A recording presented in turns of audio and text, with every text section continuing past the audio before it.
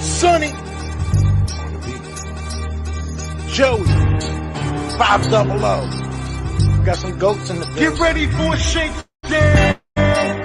Prepare for a shakedown. We from Philly where they clap like huddles when they break down. Get ready for a shakedown. We underdogs, my guy. Kinda used to all the hate now. Prepare for it, man. Y'all get it. My QB got swag. My wideout is award winning. His fly was fly. Joey and 500. Like and subscribe. Yeah. Here's a quote you can sing back. Shake squad up and don't be a dingbat. It's a shakedown. Don't you frown. Here comes the shakedown. Let's go. Yo, by the way, Dingbat here. Welcome to the Philly Shakedown podcast with Philly 500 and Joey. Joey, my man, what is happening today? Good, man. We are done with the draft. We had a great 3 days, so we want to appreciate everybody for joining us for those 3 days. Yes. If you checked us out, and we got to the undrafted free agents we'll talk about, and we're starting to get into rookie camp now. So Rookie camp, man. Rookie camp was very interesting yesterday. It was open for the public part of it. I don't think today's was, but man, it's been interesting. And I guess one thing we should start with is kind of what the Eagles have done the last 2 days. Yesterday, they were able to sign the following draft picks: Smile Mondin, Kyle McCord, Miles Hinton, and Antoine Powell-Ryland. And then today, they signed cornerback Mac McWilliams. So the Eagles, man, they're already getting their guys signed, dude. They ain't wasting no time getting these guys under contract.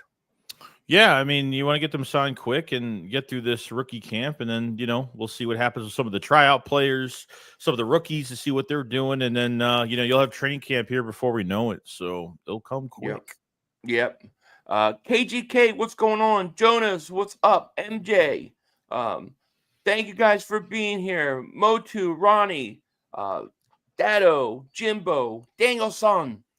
Thank you guys so much for being here. Anybody I missed, I appreciate it. For me, one of the things is I was texting somebody who's actually went down there, and they told me that Ty Robinson is an absolute beast.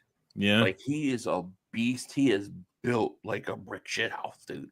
Like he's going to be a monster for the Eagles, man. He may be to me the most fascinating pick out of everything, because I think that he is actually he's ahead of where Milton Williams coming out of the draft, dude. What I heard is he's a big dude, and he's like he is going to make his impact this year. Yeah, I think that could be a steal. Yeah, no, I feel really good about him. Probably should have been drafted a little bit higher, to be honest, from what everyone's been kind of talking about. But got versatility on the line, like you said, he's a fucking brick wall. I mean, he's what he is, man. And produce him for the next few years, see what he can become. Like, I think you might have your replacement for Milton Williams right there. Might be. I think there's other guys that I think. A couple guys. Like, I want to ask you a question though. So first, I want to say that Antoine Powell Jr. was their last pick of this draft, the edge rusher from Virginia Tech. Okay, a guy that everybody really passed on for small metrics, for having short arms. Like, how teams will just pass on guys for just certain metrics. I mean, a guy that has like 16 sacks, 3 forced fumbles. I mean, over 20 something sacks in 2 years. You gotta pay attention to guys like that. And Vic Fangio is wasting no time to bring a guy in like that and to see what he can do and give him a shot. So I thought that was an intriguing one. And I want to ask you about Mac McWilliams, a corner. Like, have you thought about him in the recent, couple weeks? Has your views changed on him? Yeah, well, I mean, the way it sounded when the draft happened, I think sounded like I didn't like him or didn't think he could be good. I really had no opinion either way. I just thought different guys on the board that we could have took, but from what I've read about him being able to play inside, being able to play outside, he may be another guy that is another sleeper pick, man. I'm actually excited to see what he could do. There's no doubt about it. 100%. Yeah, and we see like what Vic Fangio has brought in, especially for this defense. Like a lot of guys that he'll bring in, like you won't see necessarily the most biggest guys that he brings in, guys that will be average size to maybe under average size, but have a lot of speed, a lot of versatility, high motor type players that he brings in. And I like McMillan a lot. Like, I think the inside corner spot, I think they want to bring him in as an inside guy than really outside. But he plays big for his size and he's a tough player. So he's a rangy type corner.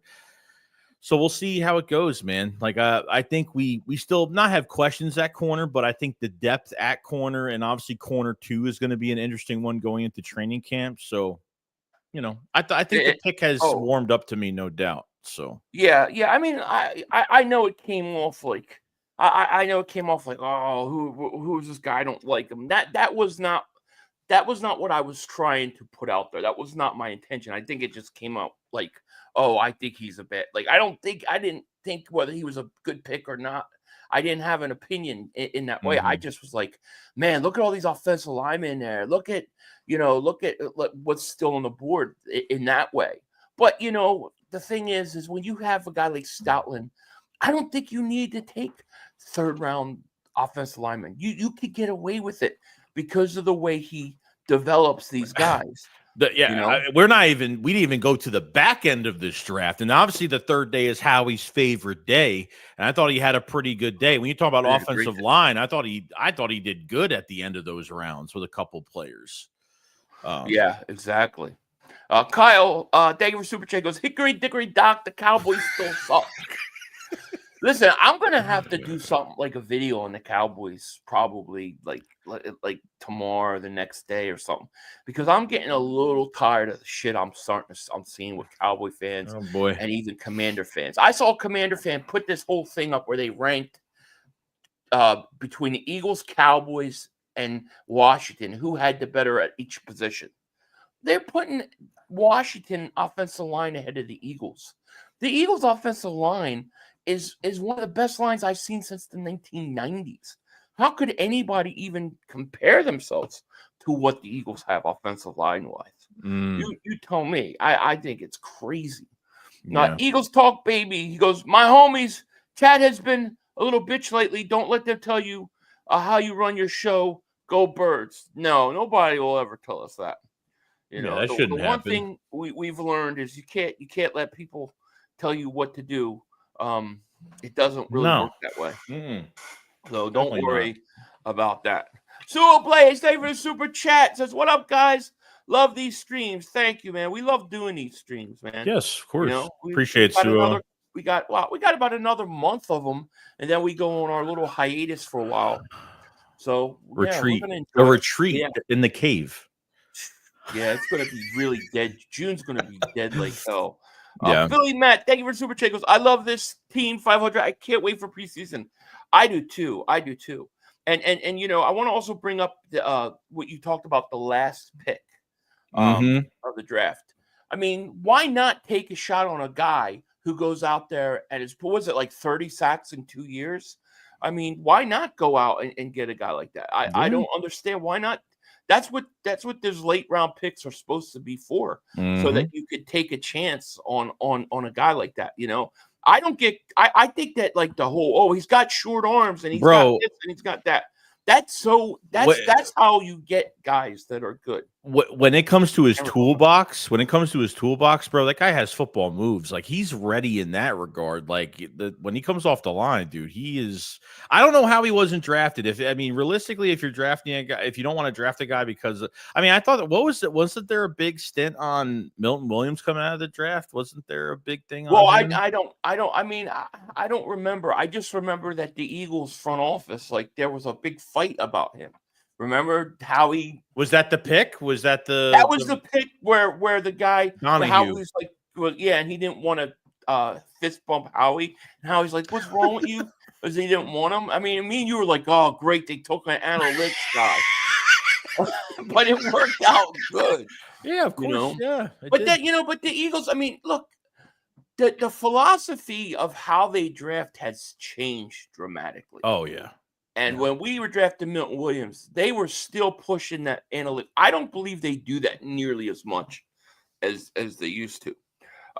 Rocky, thank you for the super chat, my man. He goes, Ty is a tank. Dude, I'm telling you, man. I was texting somebody, and they're like, this dude is a monster. He's huge. And I'm like, oh boy, that's a great sign. Oh yeah. Nick Spanky, thank you for the super chat. I love the name.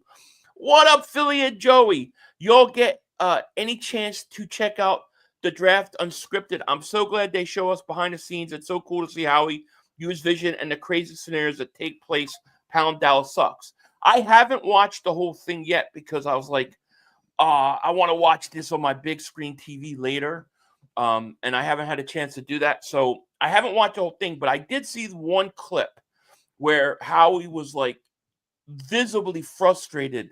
They could not, nobody want, remember we were going, nobody must want to trade with the Eagles. That's legit like happening, dude. Yeah, the rumors were that like we were hearing there was going to be a lot of trade backs in the first round. That was real. And then we had reports that nobody is going to answer Howie's call or people are going to ignore getting finessed by him. And from really pick 22, obviously when the Chargers trade kind of went down, the Eagles were going to give up more draft compensation. They were trying to trade back with the Texans, with the Vikings, with Baltimore. I mean, it just didn't end. And he just looked at Jeffrey Lurie and he was like, I'm trying. I'm trying. I know. Yeah, that's the only part I saw so far. But I was like, oh my God, we were it's right. Crazy. And we called the exact window when they would start to try to trade around right after 20 is when you start to make the move. Didn't realize it was for Jahad Campbell, but no, we didn't. No. That surprised me, but I'm okay with it. Kyle Davis super chat. He goes, the O lineman we drafted, Miles Hinton. His dad is Chris Hinton, 3rd overall pick in '83. Yeah, and I think he was involved in the old John Elway trade, where Elway got traded because Elway wasn't drafted by Denver. I think he was drafted by the Colts at the time. So, yeah, he was supposed to be pretty good. I don't remember him, but yeah, he comes from good stock. That's for sure. 40-6 member for 19 months. Thank you so much because this is going to be one of the best runs in draft history. Howie's on fire. Can't wait for the season. Prime for the repeat. Watched a bunch of Ty. Dude is a beast. Will be great next to Jalen Carter. I know that's the thing. Next to Jalen Carter. I mean, that's where it's like, okay, we're gonna see how much Milton Williams, how much did Milton Williams get helped by playing with Jalen Carter? That's the one thing I want to know, Yeah, I mean, realistically, I think you solved that problem. I mean, I realistically didn't go into the offseason thinking they had a big problem at DT, even if Milton Williams was going to walk, and we kind of knew that was going to happen. Now, the Eagles did pick up Jordan Davis's 5th-year option. I'm just about to pull that up right now. Sorry for saying it before you're pulling it up. No, you're good. Dude, I'll pull it up while you talk about it. So picking up that 5th-year option now, what this is kind of leading to now is that I don't think there's going to be an extension for Jordan Davis. I think this is just going to be like we have him for this year and next year. Keep the Georgia Bulldogs together, the chemistry together, and I think that's kind of where it ends, and he'll probably walk in a couple years. That's what I take from it. Because Jalen Carter will have his contract. Moro Jomo will be on his contract year next year in 2026. And, now you've locked up, Ty Robinson now, which is good. So now he can start producing next to Jalen Carter, and that will be the future, going forward. So I'm glad they picked it up. Oh, yeah, absolutely. Now, speaking of Jordan Davis, I want to show you guys something, right? Because I was on Celia's show the other day, and I was saying one of the things about Jordan Davis is I think he's got to be better shape. He's like, no, he doesn't have to be in better shape. That's not the problem. I disagree. I think it is the problem because I think Jordan Davis is athletic enough to be able to where he should be able to be a better pass rusher, and he could develop into one. But I don't think he's conditioned well enough, dude. I really don't. And the Eagles even said that one of the reasons they were waiting to pick up that option year was they wanted to see when the off-season program began, how he came in, what did he look like, where was he at? And yesterday during mini camp or rookie camp, Jalen Carter and Jordan Davis showed up, and they were there, as you can see in this picture. There's Jordan Davis and Carter with looks like Stoutland, I guess. Yeah. And if you look closer, that was a close-up, damn it. But if you look, here was the picture, right? That was them hanging out. But if you look at Jordan Davis, dude looks right there. He looks 20 pounds lighter. He does. Dude looks thin. His pants is falling off his ass. He looks thin to me. Yeah. Jordan Davis is going to be in great shape because he knows he's got to play a contract year. I think Jordan Davis is going to have a breakout year this year. I truly, truly believe that, man, with all my heart. I do. Yeah, I mean, I hope so too, bro. I think they desperately need it. Like, if they, because we've seen the flashes in 23, like the first quarter of the season, he was getting, I mean, that Bills game was the one where I was like, he was chasing Josh Allen to the sideline. And I mean, he couldn't get back up after 15 minutes, but I see his cheekbone. I can see his cheekbone from here. Yeah, dude's losing weight. He's going to be in shape. He lost a lot of snaps during the season this past year. And I think just due to Fangio's like, I don't think having Jordan Davis on the field like a lot is going to help us generate a pass rush. And that's when they really weren't doing 5-man fronts with Zach Ball on the line. They kind of strayed away from that a little bit. They started using the linebackers a little bit more, so we'll see how it goes, man. But I mean, I think this is the year. So I think George Davis should be like 325. Even Jordan said that a few years ago. Come in around 320, 325. All right, you're still gigantic. You're still going to be a beast. You know what I mean? But if you can be not getting tired off more snaps and you can increase your pass rush just a little bit. I don't need him to be 10 sacks, but if Jordan Davis could give you 5 sacks, 6 sacks every year, to me, that's worth it. Ty Eagles fly for 42 months ago. They don't want to trade with Howie. They scared. It's really the truth. It really is. Fabio Davis Super Chat, he goes, you guys remember wide receiver Josh Huff, 2nd round pick?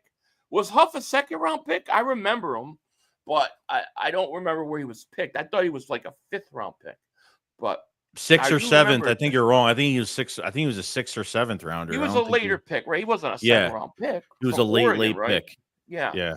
Rolf Billy Dogs, every Super Chat goes, we can't let Davis walk. I like Ty, but he ain't JD.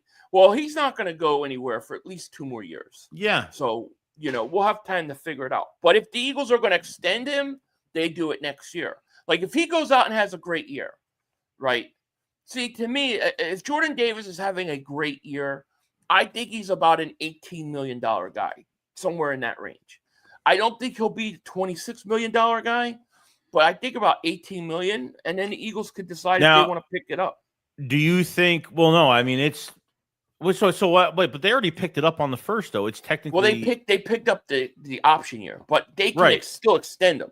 So they can extend them and then basically take that option year and dump it. Do you think it's a possibility that because of the 5th year extension, if he does play well next year, do you think they could trade him? You think that would be a plan? Trade him. I mean, if they want to, they could, but they might not want to. I mean, he's going to make $12.9 million. Not this coming year. This coming year he'll make less, but that option year is like 12.9. That's still a bargain for a top defensive tackle. It's good. Rocky Davis Super Chick, Fangio was hyped about the Jihad pick. Yeah, well, I remember when we were watching it there, but I have to watch that unscripted. McSpaggy Davis Super Chick goes, why smile damn arms? Wait, what? Smile damn arms ready to start at middle linebacker game 1. Paul, you think so? You think he starts right away? I think that was another sleeper pick. Dude. Yeah, I'm starting to like him a lot. This draft is almost like I think you have 3 players that are on the field being very productive. I mean, if you want to add in, I think the Georgia linebacker Munden. I mean, potentially you have 4 really good players here. Speed, versatility with Munden, fast. You watch his tape; he's all over the place, sideline to sideline. Just he's a monster, dude. Yeah, It's insane. Luke Bradshaw Davis Super Chat goes, Fangio was happy when Howie drafted Cam. Oh, I know he was. I mean, I know he was. Kyle Davis Super Chat goes, Davis is popping fresh. Yeah, Davis is. I thought Davis looks good, man. And let me try to get up here. So I mean, it's going to be interesting. And like I said, man, you're getting a lot of Cowboy fans, a lot of Washington fans talking crap, right? You got the Cowboy fans saying that apparently their guard said something about he can't wait to block and shut down Jalen Carter. I mean, what is with these Cowboys? Like the Cowboy rookies are talking shit. The owner is talking shit. The fans are talking shit. This right here is going around the God, are you kidding me? Twitter. I had to take a picture. Like this is like a fair matchup. We're going to get to meet each other soon. Like Jalen Carter's really scared of this guy, dude. These Cowboy fans have lost their mind, dude. Yeah, They've lost okay. all sense of reality. All right, let's talk about the guards for Dallas. Let's talk about how they have no weapons. Like who cares about one guy on the line? Like you got to worry about everybody else. You think Jalen Carter's the only thing they have to worry about? I mean, it's a freaking joke, dude. I saw a video. I don't know if it's true. Chat probably knows.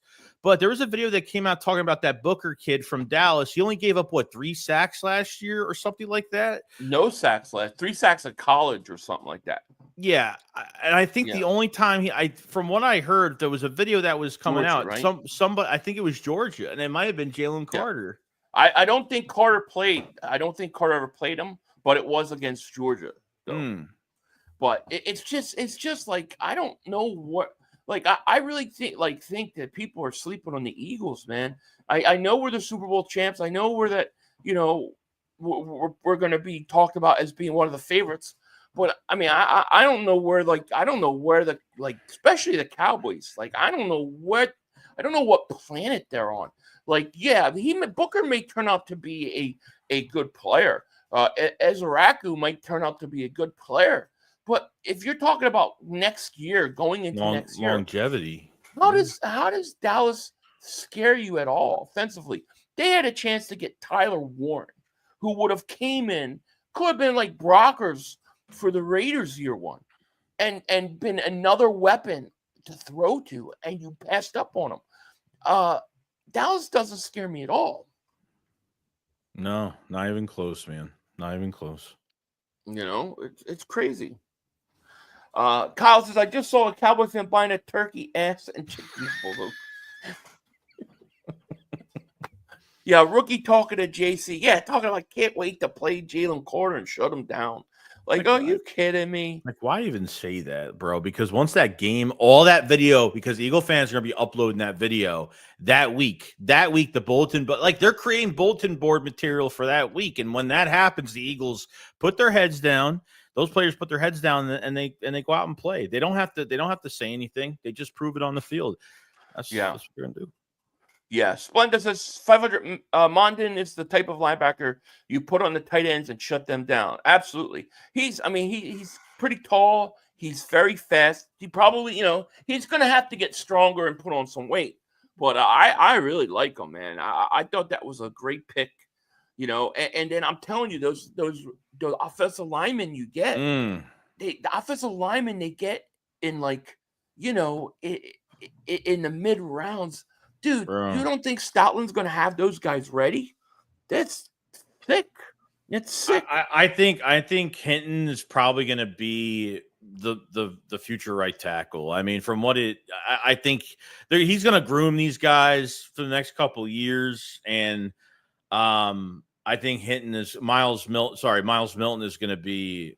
I think he's going to be the future right tackle. I mean, he's got size, athletic ability. I mean, he's way ahead of a lot of these guys from the draft, from what's been said. Even that Drew Kendall kid, that center, that could play. Yeah, he was the third ranked best center in the draft, and the Eagles don't need us. And he could play guard too. I mean, right? And I love that. I love when the Eagles go out and they get guys that can play multiple positions on the offensive line too. Great picks. Great picks. Dude, this is going to go down as one of those sleeper drafts for the Eagles. Mm-hmm. You know, and it's not that they might not have gotten like a blue chip franchise changing player, but they got quality players. I think they got 3 guys in this draft that contribute right away.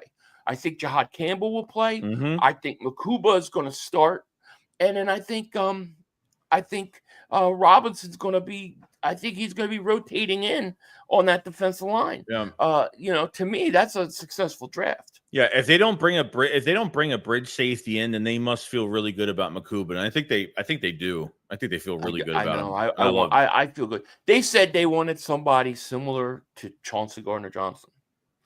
So that tells you that whatever's going on with Chauncey probably was personality reasons why they moved on from, my guess, or money, you know, down the road. Mm-hmm.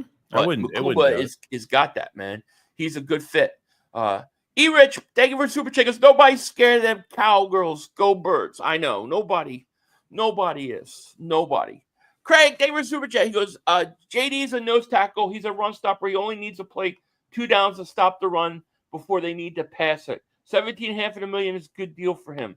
Yeah, well, right now it's only 12.9. So you know, my thing is this: when you have a guy that is that athletic, mm-hmm. all right, can he develop into a quality pass rusher? You know, because with his size, him and Carter out there at the same time, if he could just develop, you know, into a better pass rusher. And I'm not saying he has to play every 3rd down, but if he could play some, I think that would be huge for the Eagles, you know. And I do think 17.5 million, if he can have a good 2 years, I think that's something maybe the Eagles would do. I don't want to lose him. I don't want to lose him, especially because of his run stopping skills. Yeah, and you can't, and then you can't just take him out and put someone else there because he's an original nose that could almost play on the nose. He could play in the 1 or the 3. He could do either or. It doesn't even matter. So he has the versatility there. So I get it. Yeah. Carlos, thank you for the super check. Those 500 shakes. I pray that they line JC up against that rookie guard all game, the entire first game, because that's the last person you want made. He knocked the guy out of a reactionary slap. I can't wait either. And you got Jerry Jones, who's actually pushing the NFL to make Dallas play the Eagles on Thursday night opener. Yeah, he says he wants to go in and start the season by going in and beating the Eagles. Go ahead, let's do it. You know, because if the Eagles beat them, play them week 1, they'll probably not see them till like the last week of the season. Mm-hmm. The second game won't matter. It'll be over for Dallas. They'll be out of the playoffs by then. Philly Matt, thank you for super chat. He goes, Cam Williams is a great talent also. Yeah. Yeah, I mean, he played. I don't know if he played both tackle spots. I think he played right tackle, only one spot. So I like that they brought in tackles, which I think we desperately need because you know, even with Fred Johnson being gone, I mean, they brought in that 32, 33-year-old tackle that's coming off of an injury. They brought him in. No, Kendall Lamb was I don't know, some veteran that was hurt last year is healthy now, and he's an older. Oh yeah, tackle. I think I remember you talking about. Yeah. And now bringing in a couple more tackles is great. So you're hoping by the end of the, you know, by next season we'll find out about some of these other guys. You know, because what's looming is Lane Johnson's contract and his probably retirement after 27 is his last year. I think his last year of his contract. Yeah, something like that. Now we also should talk about some of the drafted agents that they brought in. Now I don't know a lot about these guys. You got Darius Cooper, Lance Dixon, Maxon Hook, who was I guess he was friends and maybe even roommates with what's his face? Quinyon Mitchell, Brandon Johnson, running back Montrell Johnson interests me. BJ Mays, Taylor Marin, who I hear is like he might be a return specialist. We'll have to see. But my 2 favorites are the last ones here. Holland Pierce of Rutgers, who's 6'8", 350 pounds, dude. It's He's crazy. a big dude. And then Shanderick Powell, who is a fast back, like a change of pace back for the Eagles.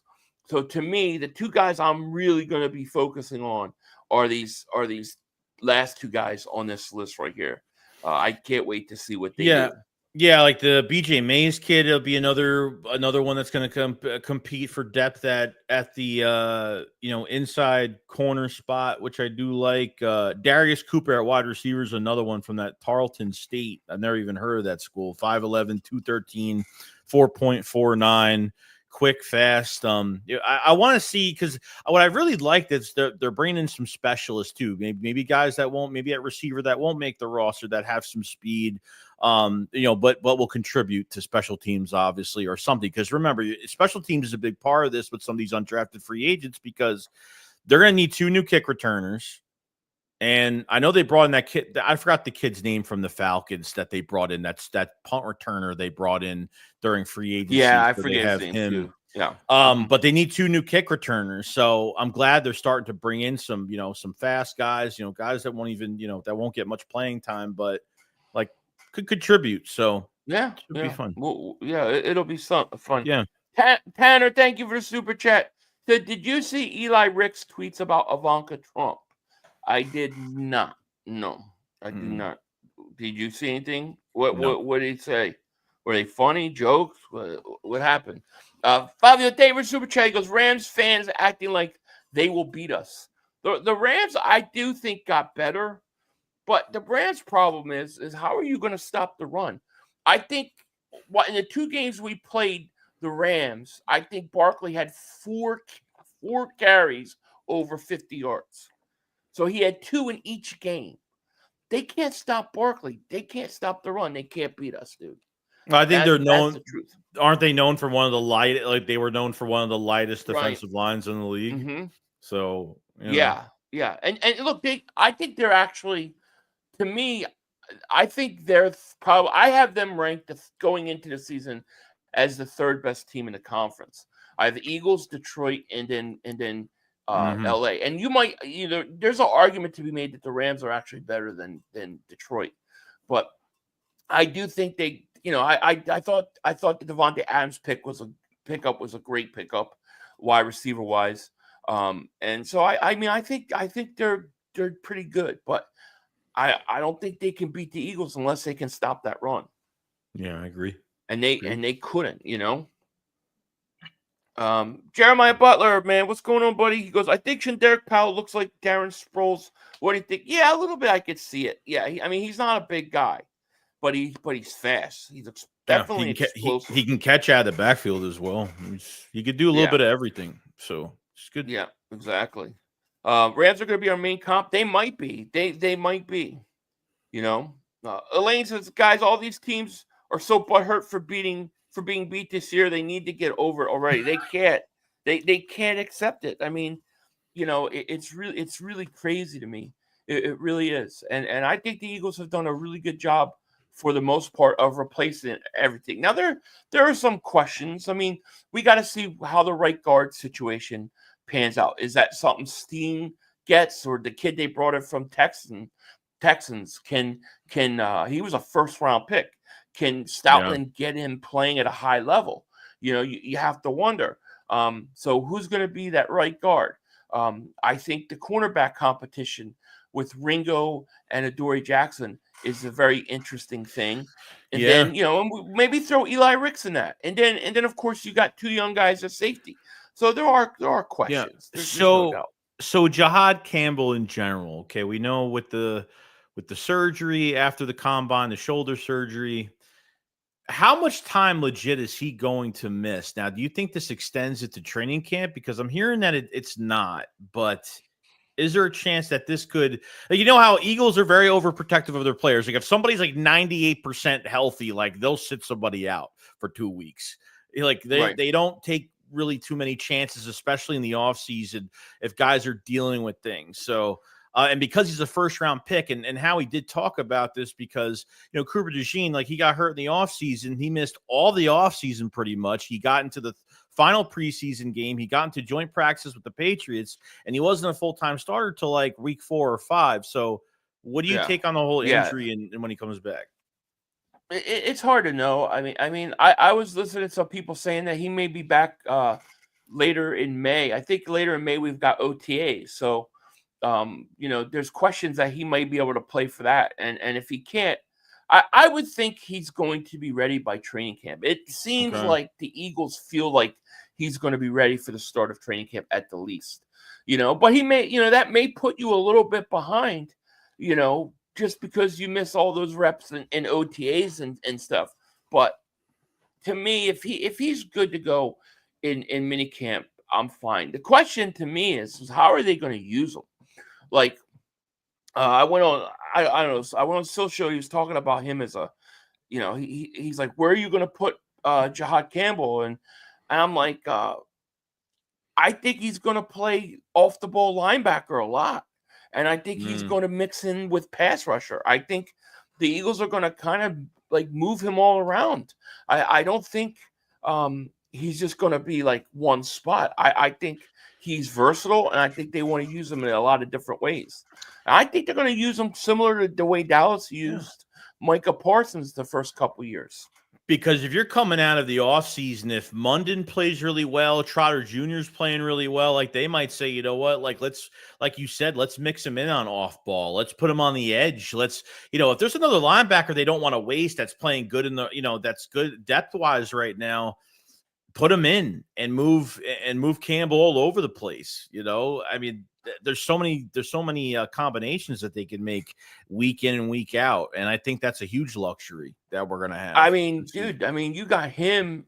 I wouldn't be surprised if, let's say, N'Kobe's not ready to go, the first month, half season, that he's in his spot for that first month. Maybe on certain passing downs, he rushes the passer. But we don't even know when N'Kobe's coming back.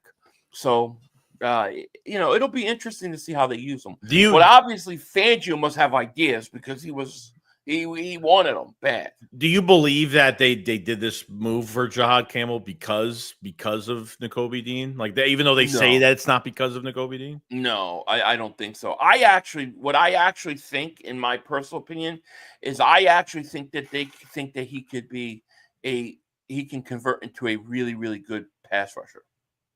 Like, put a little more weight. And I think they think his pass rushing skills are way up there. So I don't think it necessarily was from N'Kobe Dean. No. Yeah. Okay. I don't. I think if it was just for off the ball linebacker, I don't think they would have drafted him. I think they believe he could rush the passer. I do. Splenda says 500 most offensive linemen from Alabama don't pan out in the NFL. A lot of them just fail. So Cowboys fans need to chill. Dickerson was only at Alabama 1 year, so he doesn't count. And he had Stoutland. Stoutland's the great exception to the rule. It's true. Mm-hmm. McSpaggy David Superchat goes, the Vanilla Gorilla is going to be a beast. Pound Ty Robinson. Yeah, man. That's what I heard, man. He's impressive. He is. It's true. The whole league is so salty they won't even trade with Howie. I know. Howie's like, dude, I'm trying to trade Jeffrey. I'm trying. It's just like, wow. You know what I mean? It's crazy. And I think Atlanta really screwed things up too, because Atlanta trades up and they give a first-round pick away in that trade-up. Like, they paid way too much to go up. It's not even for a blue chip, for like a ceiling player. Like we loved Jalen, we loved Pierce Jr. a lot, but like we would never give up a future first to trade up and get it. No, and Atlanta, I'm sorry, Atlanta's not, two edge rushers, two edge rushers in the first round. Yeah, it could be a top 15 pick next year. We don't know. Philly Matt, they were super chat. He goes, Cam Williams was the 13th ranked offensive lineman in the draft. To put that in perspective, Drew Kendall, who you like, was ranked 35th. Wow, that's pretty crazy, right? Damn. Yeah, that's unbelievable. I really wonder what boost they get out of the fact that, like, we saw Andre Dillard have a good year and get a big contract because of Stoutland. Once he left, everything went to shit. Didn't do anything. I think he has a good chance of developing those guys. Philly Matt, they were super chick goes, I think Fangio would like every position to be rotation of guys. Oh, yeah, I'm sure he would, No doubt about it. Tim says, we have a different guru for a defensive coordinator. Vic Fangio can develop talent, veteran rookie, free agent. It really never matters to him. Remember 40-6, 6 sacks, 2 picks against Mahomes. Agreed. He's very good at finding out what you do good and then utilizing you in that way, But it seems like you have to be willing to trust him in that, like you had like Reddick. Would Reddick have liked to be in his system if he had to drop back at times? I don't know, but I think Vic does a great job. Oh yeah. Luke Bradshaw, thank you for Super Chat, goes, I don't see how Bryce Huff makes this team with the talent that we have. Make sure Campbell is serviceable enough, and it allows you to see him play. I agree. I think Bryce Huff is gone. I don't think he's going to be on this roster. The last kid we drafted that we talked about earlier, I think he is going to be what they wanted Bryce Huff to be. Like, I think he has a better chance. But I mean, I think once June 1st comes, I don't think Bryce Huff.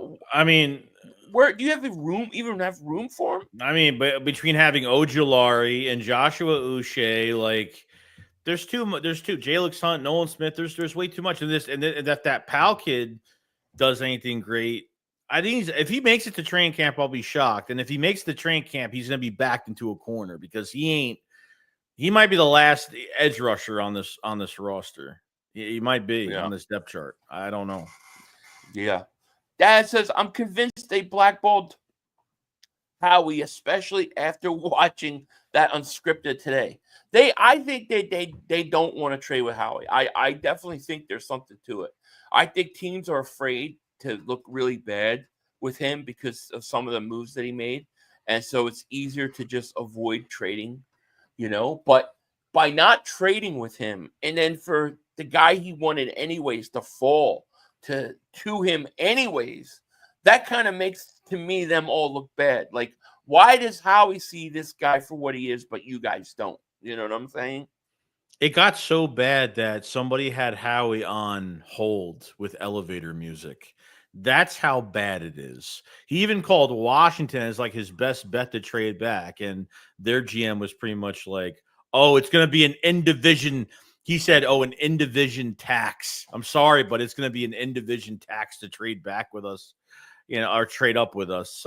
So everybody's so salty. It's insane. It's crazy. Yeah. Stacks is 500. Do you know where your old live? Oh yeah, I had to take them down because they changed the rules on being sponsored by gambling sites.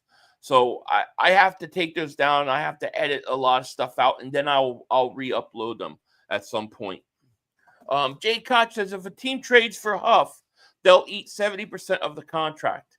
Yeah, I forget exactly what it is, but right now it's like you can't do it. It's too much. But if you wait till June 1st, I think it's much more doable for the Eagles. They'll still eat some of it, but it's a lot easier than what it is now. I mean, I'm just saying, where does he fit in? Where does he fit in with this team, with all the guys that they got after the draft? Like, I don't see. You can't. How are you going to use Jahad Campbell on certain pass rush downs? You got Jalix Hunt. How are you going to fit? How are you going to fit? What's his face? When Bryce Huff had the cast off, and you literally make him a healthy scratch for to be subbed in for a 37-year-old edge rusher in Brandon Graham. That already just told me from that point in the Super Bowl when they were making him a healthy scratch that he was done. That they had no faith in him to put him in that game at all. Yeah. Yep.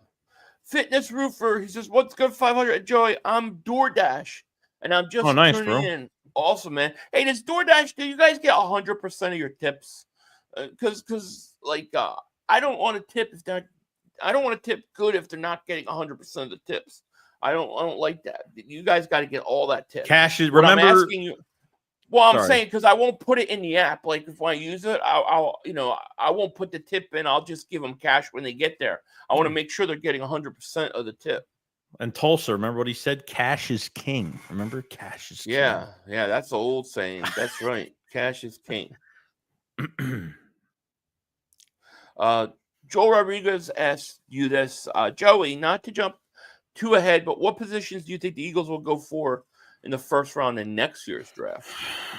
I don't know. I mean, if I was to guess right now, realistically, I mean, it depends like who they pay at the end of this year, the contract expiration, who's left on this team. I mean, I think tight end will probably be a big one after this year. First round talent, I don't know. I mean, you can always go offensive line. I mean, I mean, the last thing I'm thinking about is next year. I mean, they have 12 picks, so it's going to be, you got to remember now, like they got 12 picks in their pocket now next year. They got rewarded those comp picks now. They're loaded for next year, so it can go either or. Yeah, it could go anyway because if they develop, if they develop this year, like the draft picks and stuff, and especially the edge rushers, if they develop and your defensive line develops, man, I don't know. You could go. You just may be going. We're just taking the best player available. It's luxury. It's almost going to probably be luxury really at that point. It is. What I mean? Maybe you're looking for another corner if you decide to put. And hopefully Ringo works out, but maybe you're in the corner or something. I don't know. We'll have a better idea later on for sure. Nina, what's going on? Hey, 500 Joey. I had my main thing shirts today. I got so many compliments. Even gave you a link to them to buy one. Oh, very cool. Thank you so much. Thank you so much. Yeah. Yeah, we keep hearing good things about it. Everybody's been really happy with those. And if you guys want, you can still get yours. We have them. Yes. We got the ones on the right have been selling a ton, and you guys definitely won't miss it. Nina's loves hers, and you guys will be happy with it too. No doubt about it. Check it out. Yeah, throw that link in the thing if you can. Yeah, I got it. Rocky David Super Chat goes, when Huff fixed his helmet during a play. Oh yeah, I remember that.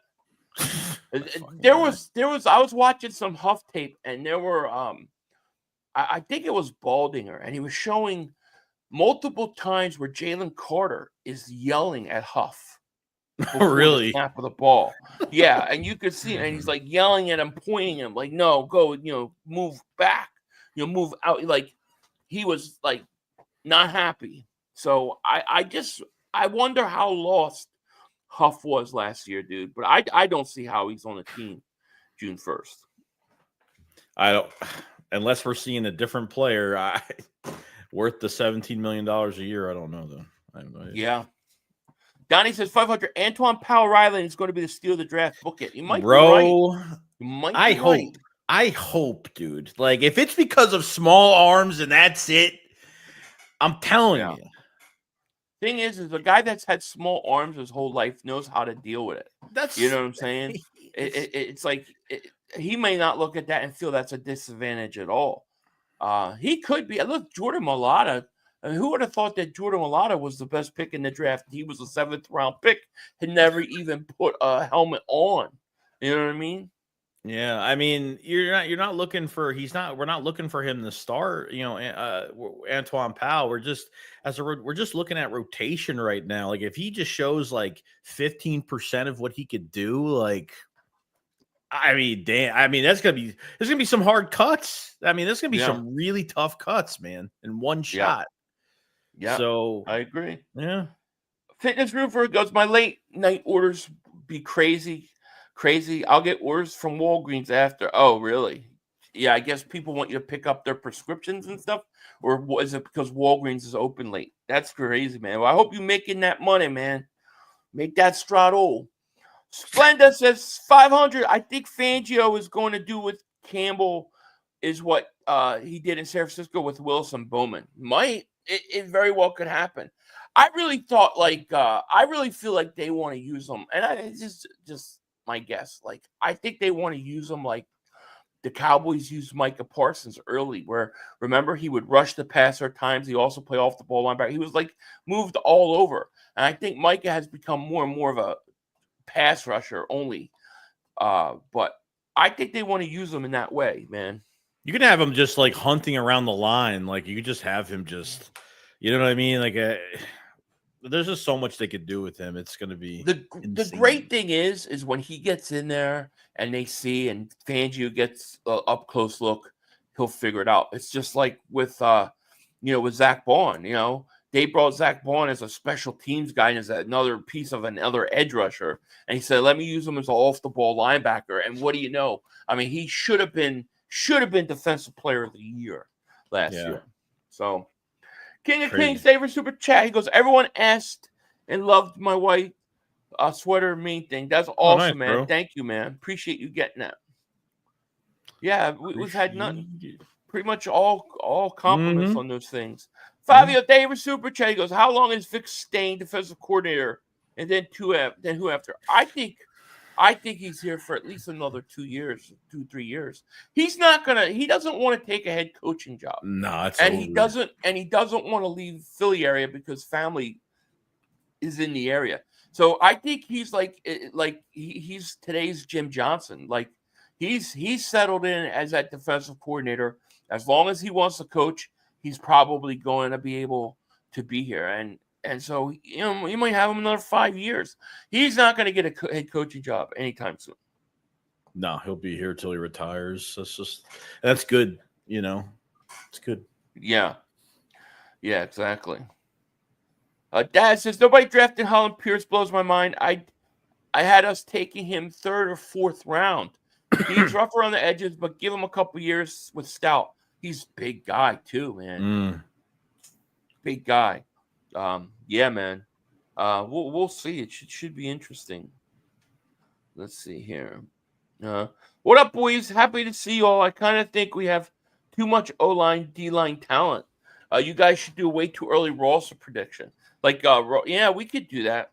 That might be fun. Yeah, they have a lot of defensive line and offensive line talent, but you can never have too many defensive linemen. Never have too many offensive linemen either. That could change real quick. I think as far as the defensive line goes, I think Huff's days will be numbered. I really think Jalix Hunt is going to be a standout, and I think Campbell will only be used, in certain situations as a pass rusher. So. Yeah, I mean, we'll see. Yeah, and you gotta remember too, like even though if you feel like, oh man, like I don't want to choose between some of these other players that are so talented to cut off this team or keep them. I don't know how many players they can protect every week. I mean, they can kind of use they'll use the fake injury crap, like the fake injury, what they did with Jordan Mailata for a few years when they were producing him, and when he wasn't starting on the time, they put him on practice squad, but they put him on I forgot what it's called when you can protect the players so they can't get pinched off your practice squad every week. So they can always use that for a specific player on a fake injury list or something like that to hold them over. But I don't mind bringing in the whole point is to bring as much talent as possible.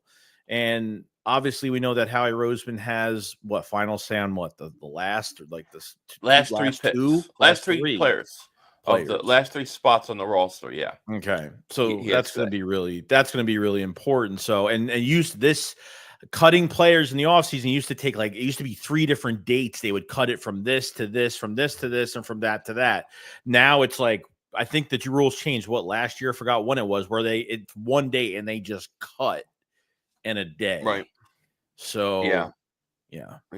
I tell you what, training camp preseason is going to be fun to watch because we're going to have guys in the second and second strings, third string that we're going to be like, man, we want to see these guys play. You know what I mean? Mm-hmm. So it's gonna be very, very interesting.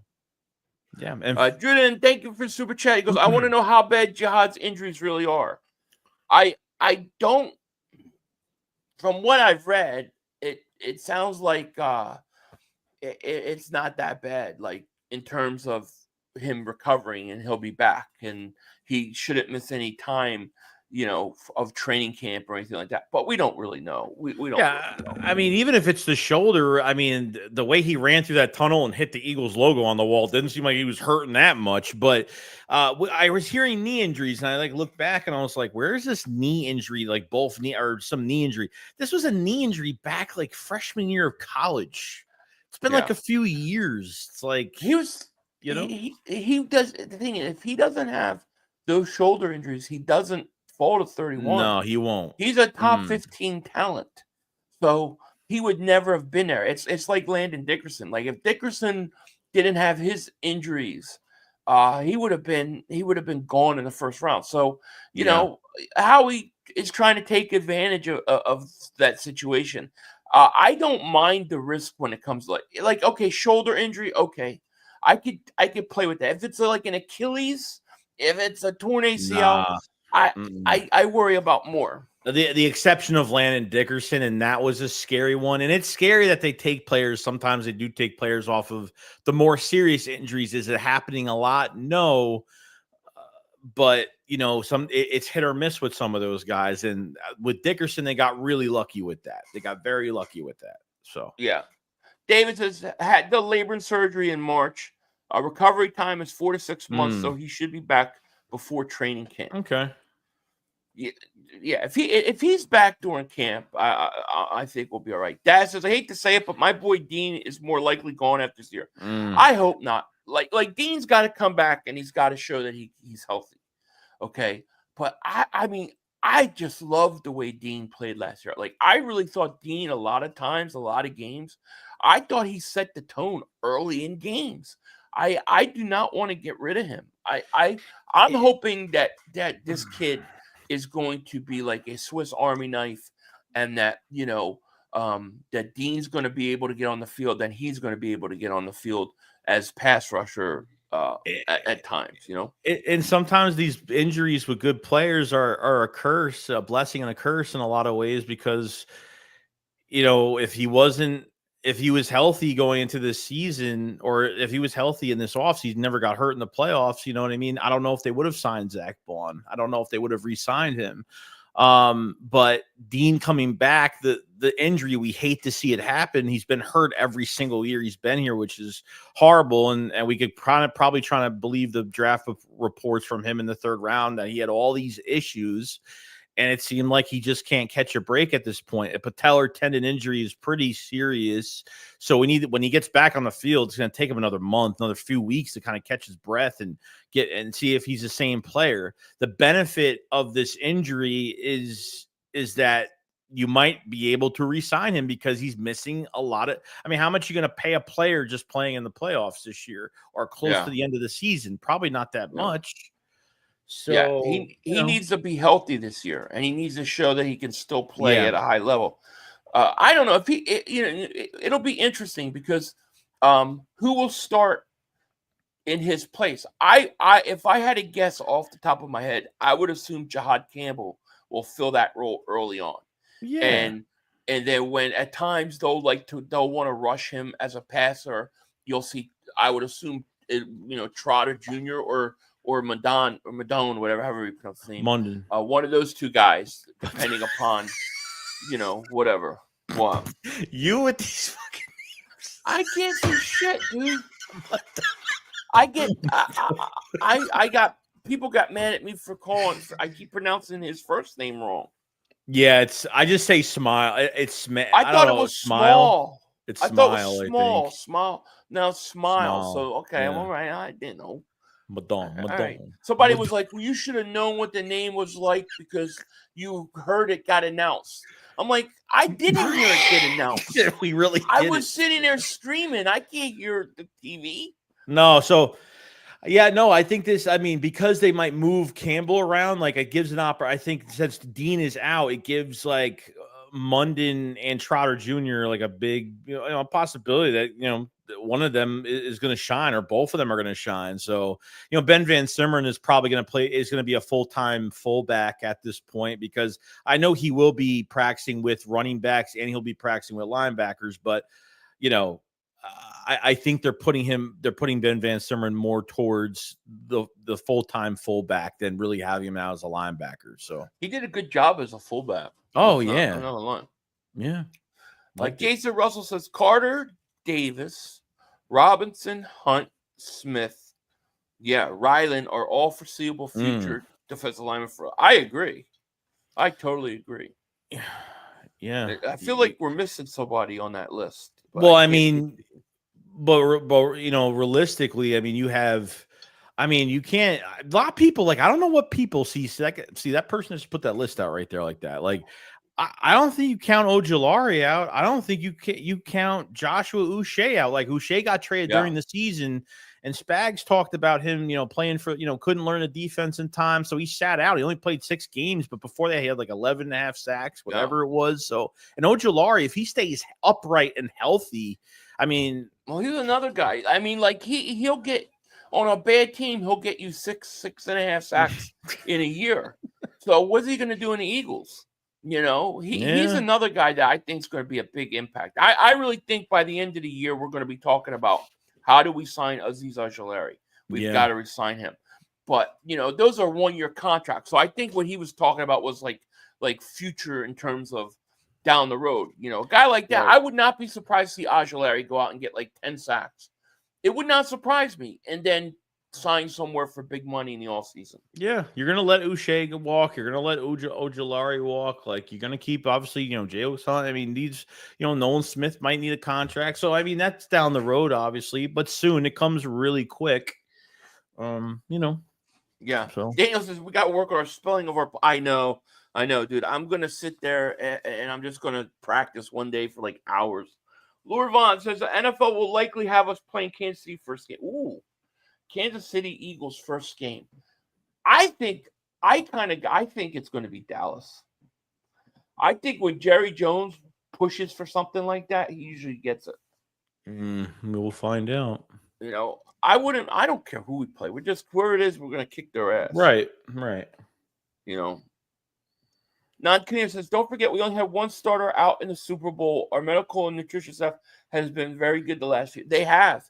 And despite of, me not liking, and you too, I don't think, liking the way we never see our guys during the preseason, it's worked for us. It has worked for us. We almost made it a joke where they weren't practicing hard at some points. And remember the way they were tackling last year in the offseason with the stupid donut? We were like making a joke out of it. Like, you think you're going to and they're tackling assistant coaches just standing there. I'm just like, how is this going to work? But I guess it paid off. I guess Fangio has his ways of making everybody a great tackler on this defense. So, Now, let me ask you a question. What do you think about this Dallas Goedert situation?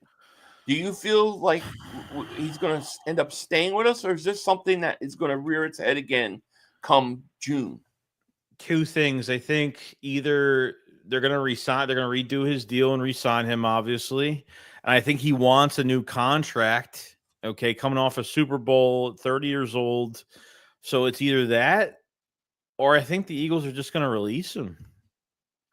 It's going to be a waste. You don't think they're just going to keep him 1 more year? But it's up to Dallas Goedert. I don't think it's up to the Eagles. It's up to Goddard at the end of the day. Goddard's the one holding them back. Like, I don't even know if even a trade is on the table at this point. Did you hear the rumor about the Eagles inquired about Kittle?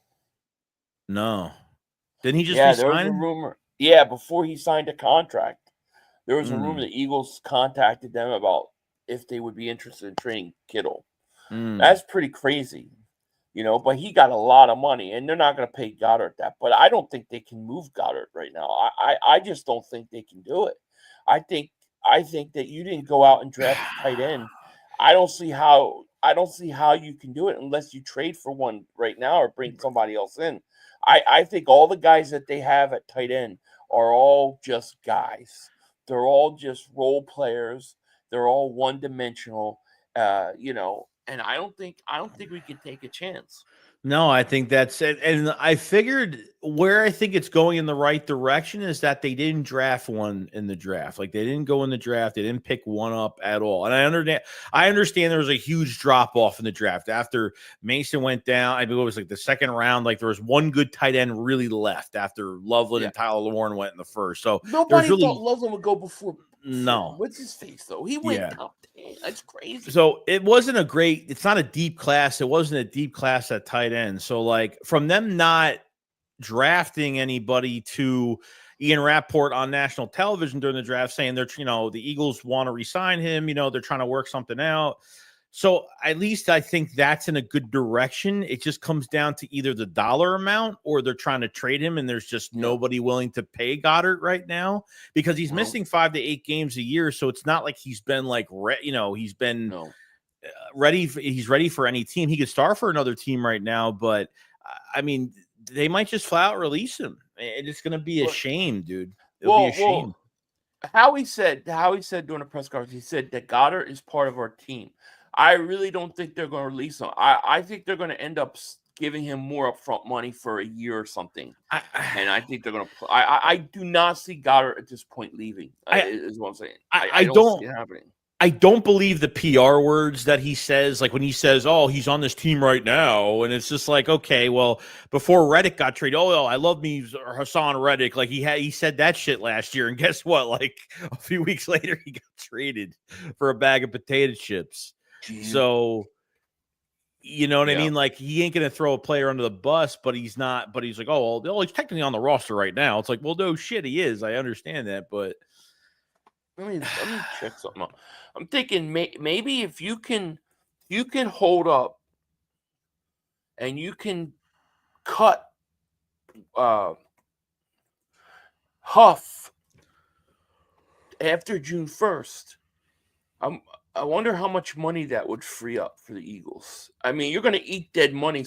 There's no question about it. But in terms of like saving money, I'm curious. I'm going to pull this up. We can take a look at this real quick because maybe that's where you take some of that money and you give it to Goddard for a year. And Tony Holmes says we play Kansas City away, so that's a no-go. Oh, Kansas City away is no-go. It might be Washington. It wouldn't be surprised if it's Washington. I think we've opened against them before. Yeah. Let's see here. So realistically, if you cut him pre-June, it's like 21 in dead cap. It's good. Yeah. So I got it here. Yeah. So what we have here is here you go. So if you cut Bryce Huff right now, you mean you talking about Goddard or Huff? No, Huff. I'm talking about Huff. Oh, sorry. And then using some of that to go and give Goddard some more money for the year is what I'm looking at.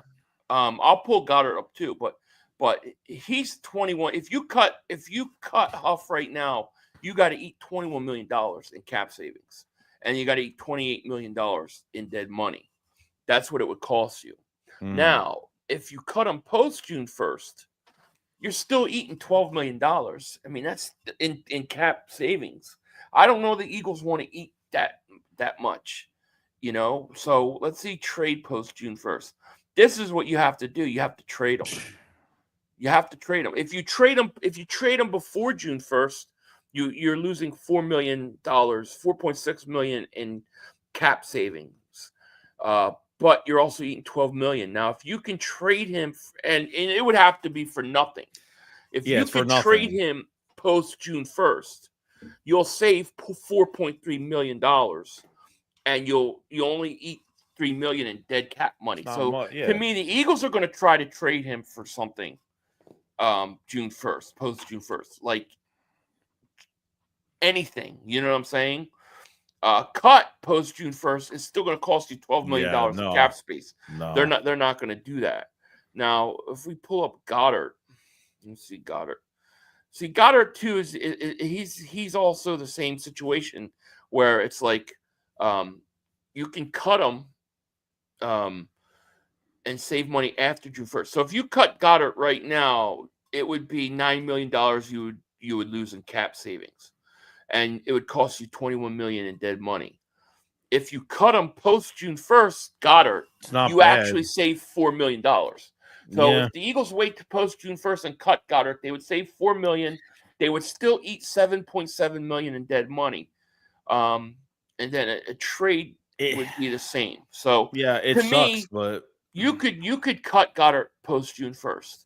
You can do that, but you don't have a tight end. If you could trade Huff after June 1st, and I'm saying to a team that needs a pass rusher for like, I don't care, 2047 7th round pick, whatever, for cash considerations, like just trade him, get rid of him. That's what I would do. yeah, the release might, I don't want it to make sense, but they won't hurt. They won't be hurt in any case by a release post June. It just sucks though. I mean, the thing is, if you cut Goddard June 1st, there are no tight ends. You have nobody. You create a giant hole. I don't see why you do that at this point. I think that the play is maybe you could trade Huff, save $4 million of cap space, take some of that $4 million and give Goddard a little more upfront money and keep him one more year. And that's what I would like to see them do. Big Trag, member for 1 month, he goes, "What's up, Philly? What's up, my man? How are you?" It's going to be interesting. You know what I mean? Yeah, I mean, not even a trade for a veteran tight end, or like, there's been none of that. We heard a lot of rumors that they were maybe going to trade for one, but Marie says 500. Stop reminding me I don't have a tight end. I'm trying to work out. Okay. Trade Huff to the Raiders for Mayer. Yeah, you could do that. Yeah, that's been rumored for a while. I just can't see where Huff fits in on this roster. I mean, you got so many guys now with Uche, with Aguilera, with Hunt, with the kid they just drafted late, with the way that they want to use Jahad Campbell at times to rush the passer off the edge. Where's Huff and Puff going to fit in? He doesn't fit in. You got to get rid of him. Yeah, in my opinion, there's no room. I mean, there's just no room. Yeah, I agree. Howie will figure this out. It's his job. Agreed. We have the option to sign Goddard for $5.7 million. I mean, if they can do it, do it. I think part of the Goddard problem is that Goddard wants a long-term contract because he's looking at it like, I'm 30. And there's no guarantees on his contract right now. Money. Right. Nothing on his, so it makes it easier to them to move him, but get something done. Yeah, exactly. How's the tight ends for next year's draft look? I don't know, Jay. I got to look into. I don't know. But hopefully they're deep. You know, hopefully there's somebody around. The tight ends went early this year. I can't believe Loveland went in so early. And then the Tyler Warren sitting there with Dallas. I'm going, oh my gosh, Dallas is going to get Tyler Warren. That sucks, man. They're going to get this guy, and he's going to come in. He's going to make an impact right away. Tyler Booker. Oh my God. Did you see Mark's face? He was like, and you could see it begin to light up. And then, wait, what?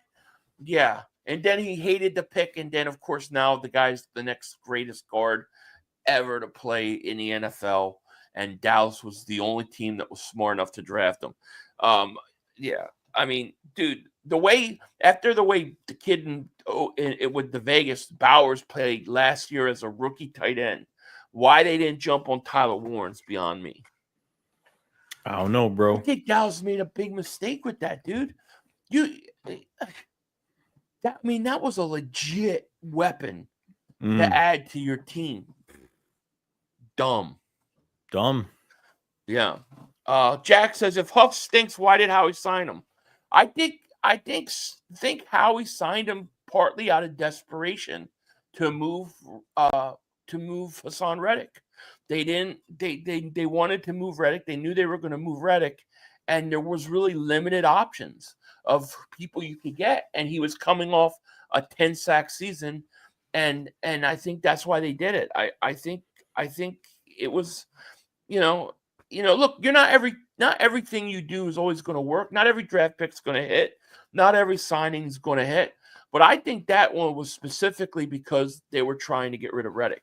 Yeah, and then part of it, because he was going to hold out regardless, and the Eagles were like, well, we're not going to stretch ourselves out to deal with this the whole offseason, so they ripped the Band-Aid off, and they just got rid of him, and unfortunately, they couldn't get much because they were, and at the time, Nolan Smith didn't have Nolan Smith wasn't fared a great season for him.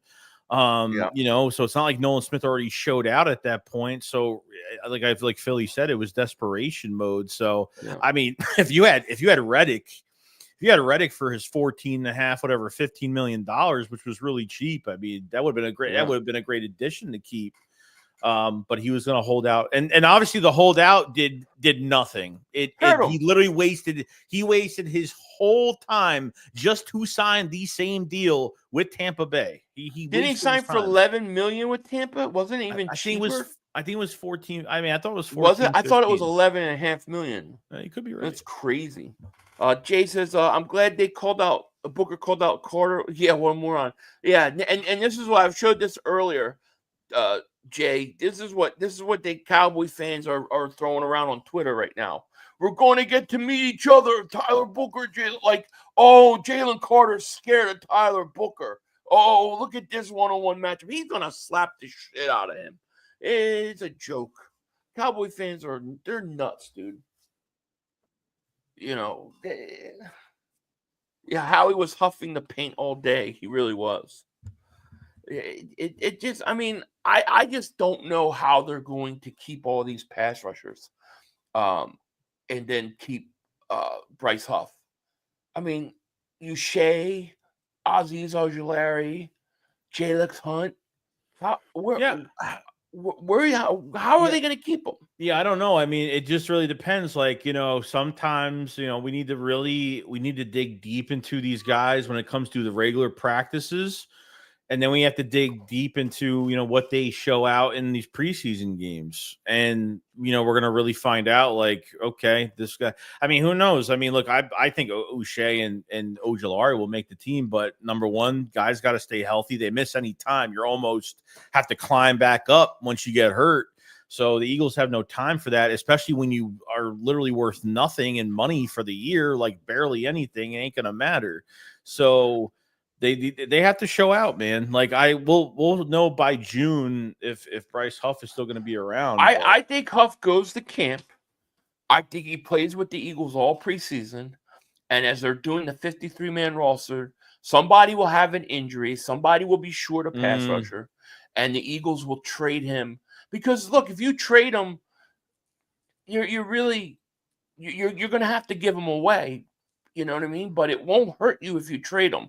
But you're going to have a team be willing to take on that contract. So you're going to have to give up. You're not going to be able to get much in terms of trade value. Yeah, I'll gladly give him away if keeping him here is going to affect someone else getting cut. That's really good. That should be staying here. Yeah, it's going to piss me off if he's still here.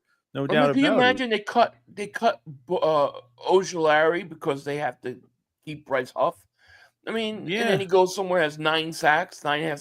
No. Don't want that. He's got to go. Huff has got to go. Huff and Puff. Mr. International, he goes, Booker's about to turn into a cooker. Agreed. I can't believe Dallas fans are running with this thing, though. This cracks me up, dude. I'm like, oh my God, they really think they've got something. Look at this. It's a heavyweight fight, right? It's one fucking guy. Dude. This guy hasn't played one snap. Talking about the best defensive, arguably, we'll say top 3 best defensive tackle already in football, and they act like it. They don't even have the respect to put the right number for Carter. If you look at, and this is what Cowboys, right? They got number 9.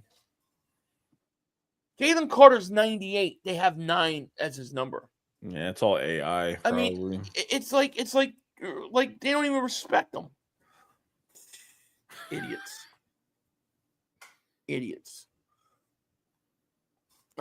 Trey Diesel, David Super Che goes, Yo, what up, boys? I got a hot take for you.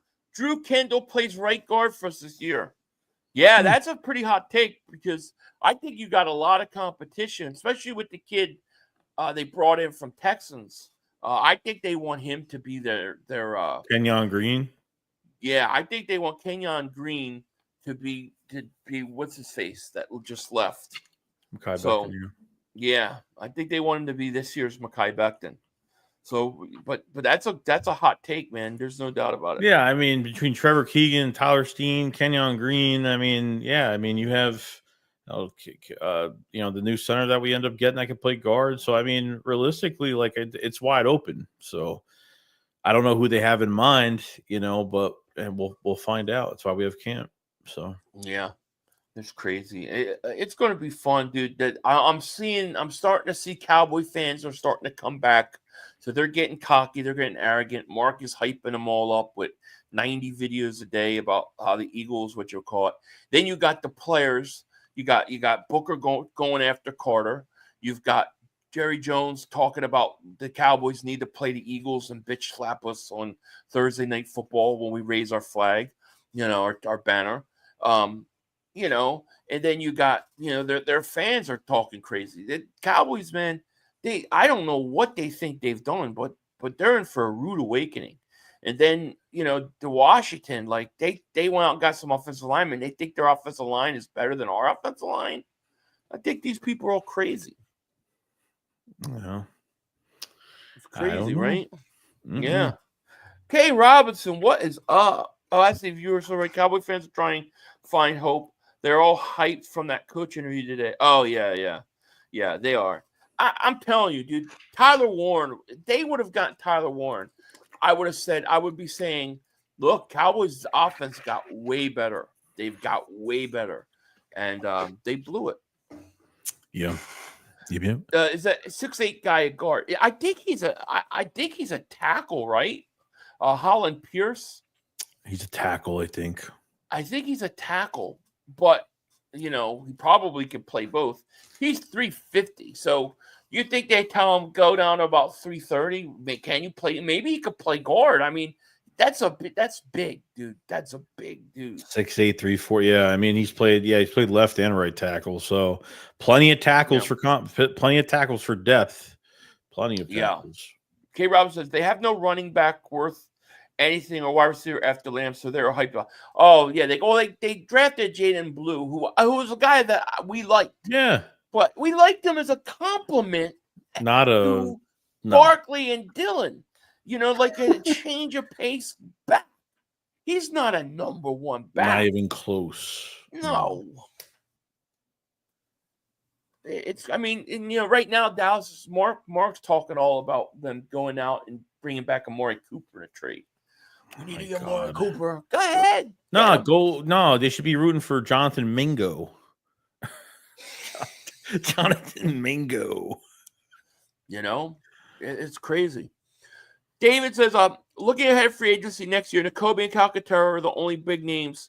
2027 free agent is wild. Davis, Carter, Nolan, Smith, Ojomo. Well, I can guarantee you that at the end of next year, Carter and Nolan Smith will be extended. They will be extended long term. The Eagles, a lot of what they did was for that. I think Carter. I think by the end of the year they already know what they're going to do. So those are the only big time free agents. Carter. I don't know. Well, Carter, Davis, Devontae's through 2028. And Dean, Carter, Davis, Dean. Carter, Davis, Dean. Well, Davis is 2 more years, right? Dean's a free agent next year after this season. Carter and Nolan Smith are able to get a contract extension after this year. You need 3 years. Right. So they can get that. Those guys are going to get the extensions, especially Carter. So they'll be taken care of. Cam Jurgens has already been taken care of. I'm trying to think who else is Reed Blankenship. Reed Blankenship, I think. Well, see, I think that was why Chauncey went. Because were you going to pay Reed Blankenship more than CJ? How are you going to do that? But now you got a rookie in there that's going to start. Now I think you could sign Reed to an extension, and I don't think he's going to like break the bank. I think he's a top 15 safety, and I think he'll get it. Yeah, we'll see. We will see. Yeah, can't see 4-3 being the base defense with Dean being hurt. No, they're not going to run a 4-3 base. No, it's done. They do run 5-2, but no, they like to run a lot of nickel. So, it'll be interesting. I mean, I think it'll be very similar to what we got last year. The question to me is like, how do you use Campbell? Because I think, I think the Eagles want Nakobe Dean to be in their future. Yeah. And I don't think I agree with Daz. I saw he had a comment that he sees them using him like Micah. I do too. I think they want to use him like Micah. And if he's really good at rushing the passer, dude, he may do that more and more and more. So we'll see. Yeah, I agree. We have the problem of everybody's hitting. We're hitting on all these picks, and you can't pay everybody. Yeah, it's different for Eagle fans. How are you supposed to pay this one? Like everyone's gonna flipping out. Like, this is what it is. You're gonna have you keep hitting on 3 draft picks. Like you hit on 3 guys every draft, which it looks like they're going to this year. Maybe in the future it'll look like more because, like you said, this will be one of probably the more successful drafts, probably in another couple of years. So you're going to have off seasons like you had, like dead off seasons in March, like when you have no needs, barely any needs, and they're focusing fully on the draft. That's what your off season is going to look like. Well, if you look at, I mean, since the Devontae Smith draft, right? The Devontae Smith that netted us Devontae and Landon Dickerson. Mm-hmm. They both contributed immediately. The following year was Jordan Davis draft. But you also traded a first-round pick for A.J. Brown, like in that draft, right? So that netted you 2 guys that contributed right away. Then you have Jalen Carter draft, right? It was Carter and Cam Jurgens, wasn't it? Yeah. So those 2 netted. No, not Cam Jurgens. Jurgens was the year before. I'm sorry. I'm trying to remember who the second-round pick. Oh, well, you had 2 first-round picks in Carter and Nolan Smith. So that netted you 2 guys that contributed right away. The year before was Cam Jurgens and Jordan. It was Jordan Davis and A.J. Brown and Cam Jurgens. Right. And then you had this past draft was Quinyon Mitchell, Cooper DeJean, and Jalix Hunt. All 3 contributed. And now you're in a situation where I think Makuba starts. Jihad Campbell is going to definitely play. And then it looks like Robinson's at least a rotational guy. So it's another 3 draft where you're going to get 3 guys out of it. Yeah. No, I know. It's insane, bro. I mean, we're not even talking about mid picks and guys like Steen and Ringo and guys like that. We haven't, and Nakobe Dean and all those guys. I mean, we're not even talking about the mid-round picks. We're just talking top 3 picks of each draft. I mean, they're hitting on their drafts. I've never seen the Eagles hit draft picks like they're doing right now.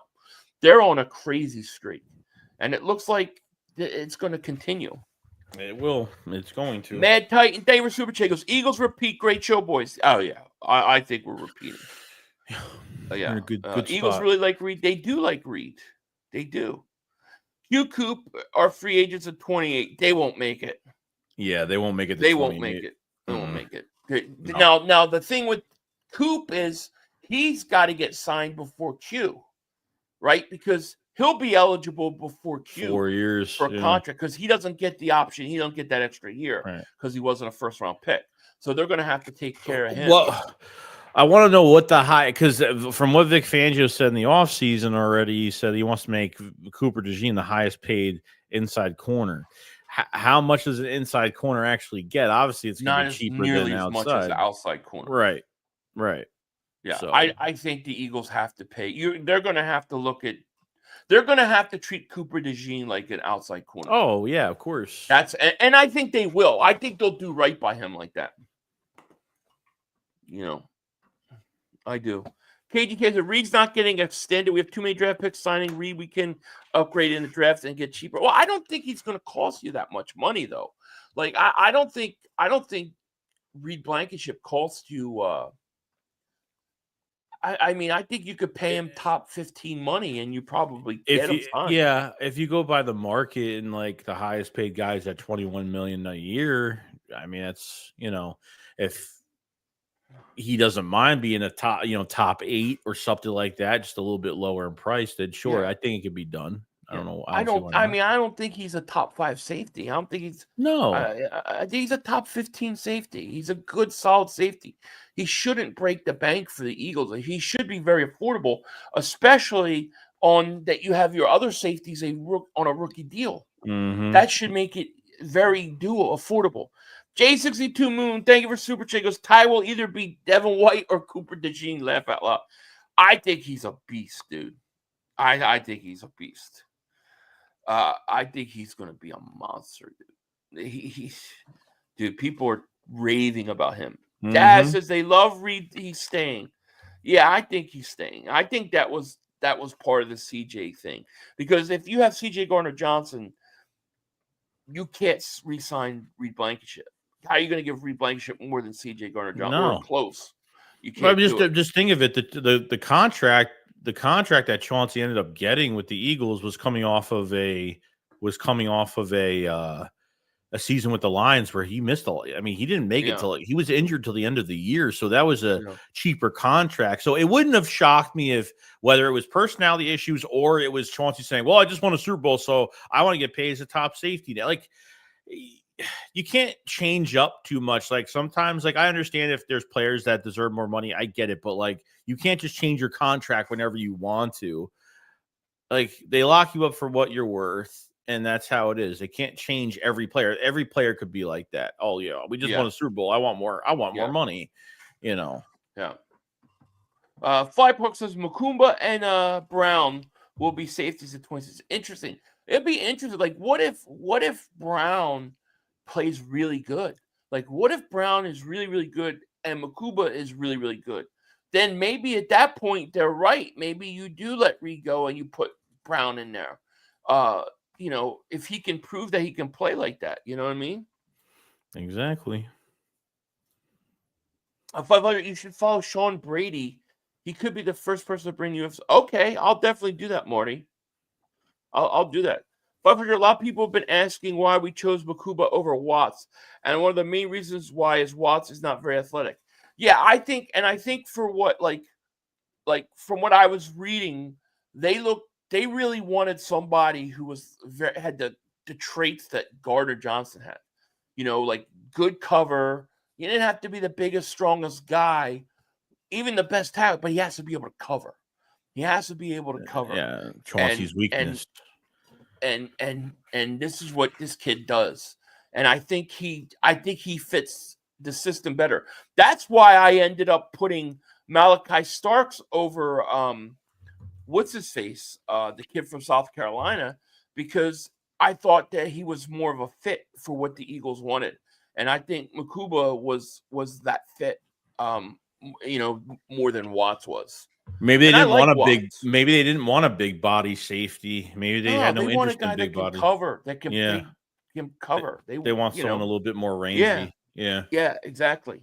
And I think that's part of the issue with Sidney Brown. Like I think Sidney Brown may fit Reed Blankenship's role better than the free safety role. So, we'll see. We'll see how it all pans out, man. Yeah. Yeah, Amon Wari. Where did he go? He went to Seattle. Seattle, yeah. That's the perfect place for him to go. That's, everybody says he's like Kim Chancellor. So, boom. Brian Pumper's the man. And he's here. What's going on, buddy? He goes, Sid and my seventh heaven, Kylie, all slated to start. If Dalsgaard is gone, we got to protect 89 standing by. Praise the Lord. LaBarbie Diddy James got Why are you talking like that? Like you're talking out of a damn Bible. You mean James flopping again? Yeah. Tanner, thank you for Super Chicos. Guys, AJ just got engaged. AJ Brown did? That's good, man. That's good, man. That helps. That focuses him in. You know, don't need to be worried about all the other girls out there. Stick with the one girl. Make babies, make a ton of babies, and then go out and play football. That's the way it's got to be. Thank God he doesn't have a brother. Yeah. I think Reed's going to get extended. I do. Eli Ricks nearly locked down Tyreek Hill when he played them. It was impressive. Yeah, you know, we'll finish with this last thing. I think Eli Ricks is one of those guys we're not talking about a lot, but he could be a sleeper at corner this year for the Eagles, dude, because he has shown talent before, man. I got a good feeling about Eli Ricks. I think he's going to make a play. I think he's going to have a really good training camp. I think you missed Super Chat. Clark Super Chat, by the way. Oh, no. Did I? Okay, let me find it, Clark. I apologize, Clark. Yep, I did. I'm sorry, buddy. Thank you, Clark, for Super Chat, man. He goes, Joey, the new setup is fire. Yeah, I'm making a whole bunch of changes. Like they won't be done by June, July, but dramatic changes. So I just set some stuff up now, and then it's gonna look a lot different soon. Marriage is a 3-ring circus: engagement ring, wedding ring, and stuff. Oh, what are you talking about? Say it louder. All good. It's all good. Oh, I gotta whisper. Say it louder. Did you notice that I read it? My voice got lower. As I was reading it, my voice was suffering. Yeah, I had to lower my voice. But now, I mean, you know, it's an interesting week. We got in May coming. We'll have the schedule release in about a week and a half. Yeah, I'm ready. So that should be interesting. No Thanksgiving, no Christmas Eve, no Christmas Day. That's all I asked for, dude. Bro, I'm not gonna lie, bro. This last year, not having games on the holidays was such a treat. It was Wasn't it so awesome, dude? It was. I mean, it was awesome. I do not want like I said, no Thanksgiving, Christmas Eve. That's all I ask. Yeah. All I ask. You know, let the stupid Cowboy fans have their Thanksgiving. Leave me alone. You know, that's what I want to say. Porterville says, I think the Eagles will open up against the Rams. The NFL usually saves division games for later in the year, and they will save Detroit for the middle of the year. Yeah, it might be. It might be the Rams. I could totally see it. I think Washington's a possibility because they do save games for the end of the year. But look how many times we've opened up early against Washington.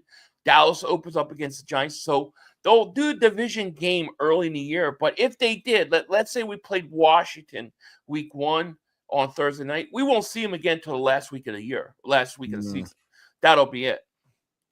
They'll be eliminated by then. Fabio David Super Che goes, Philly come to the Chargers versus Eagles. I'm going.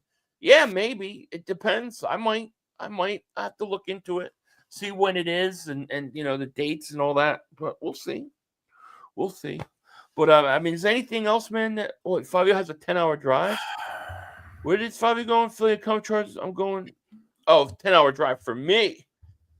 That's a long drive. Yeah, we'll see. Shout out to Joel. Joey was right. CJ struggled in coverage. He was the only weak link. I don't think CJ Gardner-Johnson was a weak link at all.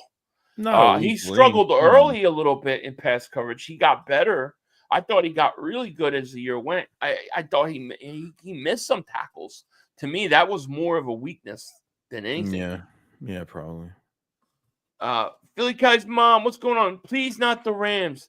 They are so convinced that they were better than us, and we almost won the playoff game. Yeah, we fell asleep at the end. We thought it was over. We took our foot off the gas a little too early. Otherwise, that's another blowout. They can't stop the run. Dude, Barkley had 4 50-yard-plus runs versus the Rams in 2 games. Brian Popper, David Super J, you all see the Rams put Howie on hold on a draft video. McVay, Les Pizza. I didn't see it. No, I got to go see that. They put him on hold. interesting. They don't like Howie. They don't want. Nobody wants to deal with Howie, dude. We got to get like a front man for Howie. Like I'll do it. The Eagles can hire me, and I'll make the trades, and I'll have like phone, and I'll have Howie telling me, "Yo, don't take this, no, accept this, no." You know what I mean? Like, let's do it. I gotta watch the unscripted though. But no, let me thank everybody for joining us. Is there anything else, man, you want to say before we get on out of here? Yeah, shout out to Joel Miller. If you guys didn't watch Last of Us, episode 2, Philly's favorite episode. Fuck that shit. That's it. They ruined the whole series. I'm done. Give it time. I'm out, dude. You're not out. You're gonna watch someday. Dude, you'll watch. What am I gonna watch? He Ellie killed the best character. Like, I know he dies in the game, but you had to do it that early. You couldn't at least waited. Ellie looks like Caillou. Remember the cartoon Caillou? Yeah. Every time I watch it, I go, why is Caillou Ellie? It's Caillou. But that pissed me off. That pissed me off that they killed him. I'm not gonna lie. Show my girl. I was like, I fucking hate this show. What's that? Your text like, I hate The Last of Us. Fuck this show. I'm not watching it anymore. It was hated it, man. Yeah. That really just Pedro's too. He probably had too much to do. It's Caillou. It's Caillou. They were super chat. The video of you on Twitter, Med, when we got Hurts. Yeah. Well, it wasn't so much Med at Hurts, but I didn't understand the pick. Although I would have been a lot more receptive if they would have took Shedeur Sanders in that draft because of where it was. Now, if they would have taken him in the second round, you would have seen a similar thing. But man, the Eagles were one pick away from taking him. Yeah, potentially. Maybe. But we'll get into we'll have, I don't know how many more days of rookie camp there is. I gotta look at the dates again. I don't know if there's rookie like another... camp's over. It's done. Oh, it was like it was only 2 days. It was Friday and Saturday. Oh, okay. Yeah. I think they've got OTAs some play. I think maybe end of May. Maybe middle to end of May, they've got OTAs. Then they got early June, they've got mini camp. And then they break till training camp. Yeah. So, that's how it goes. That'd be good. I think the first day was like open to the public. That's why you saw people there, pictures, videos. I don't think today was open. Yeah. It might be 3 days thing. So I thought it was 2. my brother, they beat my little brother. Jeez, that'll never get old. That'll never get old. No. Hey, look, we got Ben Affleck on. No, I don't know. I know, right? Jack says, Philly, how do you feel about getting posted by Philly NFL memes last week? I don't know. I didn't even know.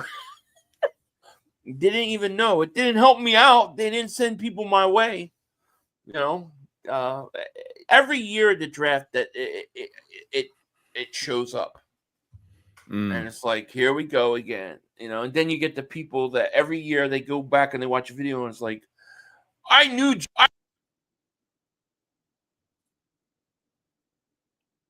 Hold on. Nice. You ripped the fucking mic out. Sorry about that.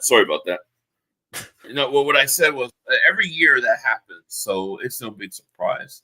Yeah. And then I get the people that basically go watch the video and they're like, I knew Jalen Hurts was going to be the starter. Look at this idiot, didn't know that.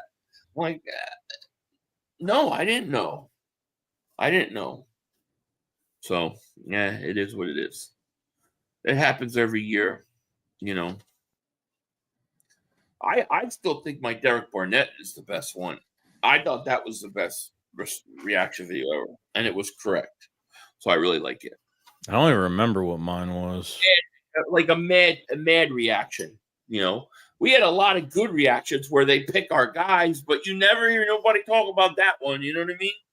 Look at all the guys we've wanted that we've hit on, and you never hear that. But that Jalen Hurts one, I'm gonna hear it forever.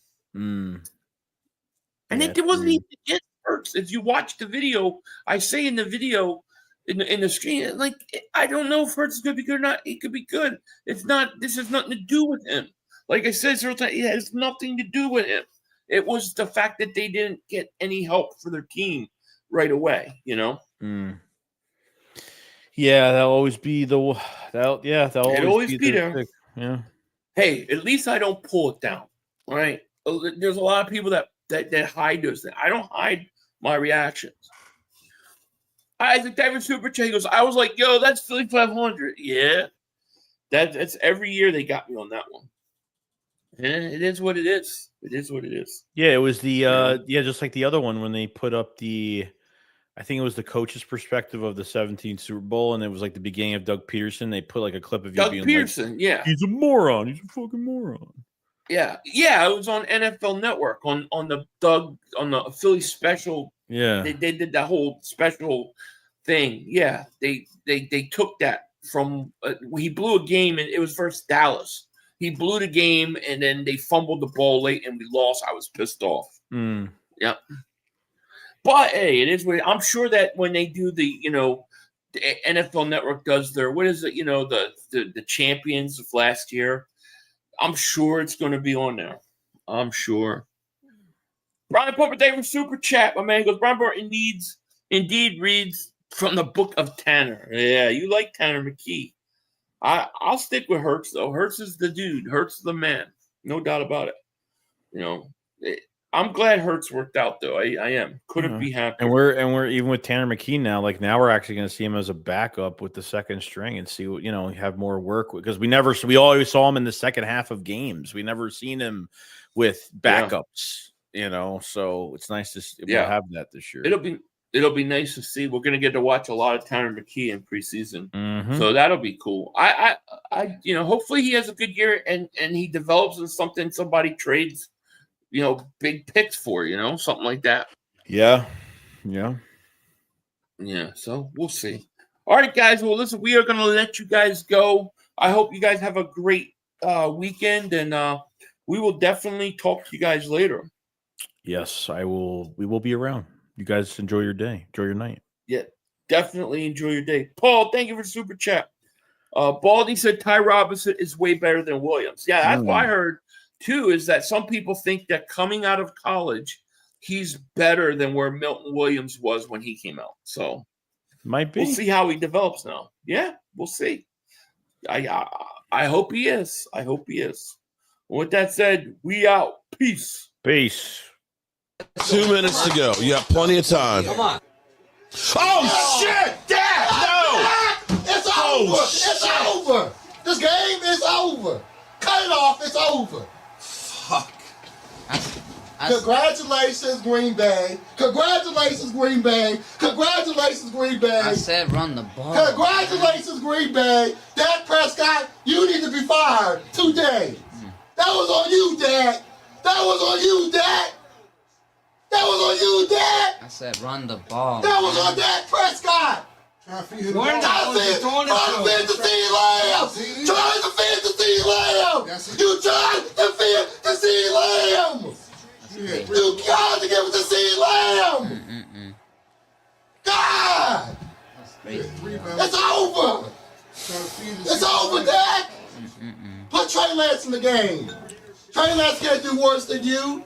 I'm an idiot because I buy into this shit. Because here's the thing. I am a grown-ass man. And I talk the talk. It is killing me. I feel it coming. I feel like it's going to take Jerry Jones taking it. Cut it off. It's over. All right. One more super chat before we get out of here. Philly Cali's mom, thank you for the super chat. We appreciate that. Thank you for always entertaining us, Eagle fans. Thank you so much. Thank you so much. We appreciate that so much. And we all hope you guys have a blessed weekend, and we look forward to talking to you guys later. With that said, we out. Bye. Peace.